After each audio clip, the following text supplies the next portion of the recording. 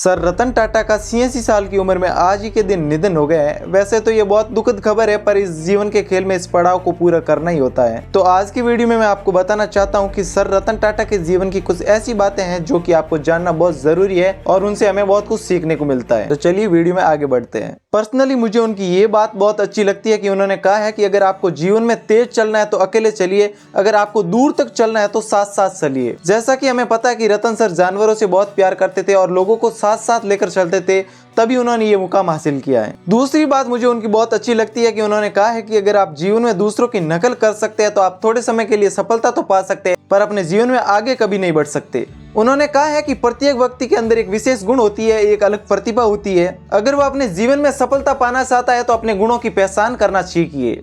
उन्होंने कहा है कि अच्छी पढ़ाई करने वाले और कड़ी मेहनत करने वाले अपने दोस्तों का कभी मजाक नहीं उड़ाना चाहिए, क्योंकि जीवन में ऐसा भी समय आ सकता है कि आपको उनके नीचे काम करना पड़े। उन्होंने कहा है कि तुम्हारी गलती सिर्फ तुम्हारी है और तुम्हारी असफलता सिर्फ तुम्हारी है, इसमें किसी दूसरे को दोष मत दो। अपनी गलतियों से सीखो और अपने जीवन में आगे बढ़ो। ये बात उन्होंने सबसे अच्छी बताई है कि अगर आप पर कोई पत्थर मारता है तो आप उस पत्थर का इस्तेमाल कर महल बनाइए, ऐसा नहीं कि आप उन्हें भी पत्थर मारने लग जाए। उन्होंने कहा है कि हम लोग इंसान हैं, हम कंप्यूटर नहीं है। आप अपनी जिंदगी का लुत्फ उठाइए, मजा लीजिए, अपनी जिंदगी को कभी गंभीर मत बनाओ। बाकी मैं आपको बता दूं कि रतन सर इतने दिलदार आदमी थे कि उन्होंने दुनिया में सबसे ज्यादा दान किया है। रतन सर की कंपनी टाटा ने 102 बिलियन का दान किया है, चैरिटी की है। बाकी अगर इनको इंडियन रुपीज में कन्वर्ट करें तो 85 खरब 64 अरब 16 लाख के तकरीबन होते हैं। बाकी हमारी यही प्रार्थना है कि भगवान रतन सर की आत्मा को शांति प्रदान करे।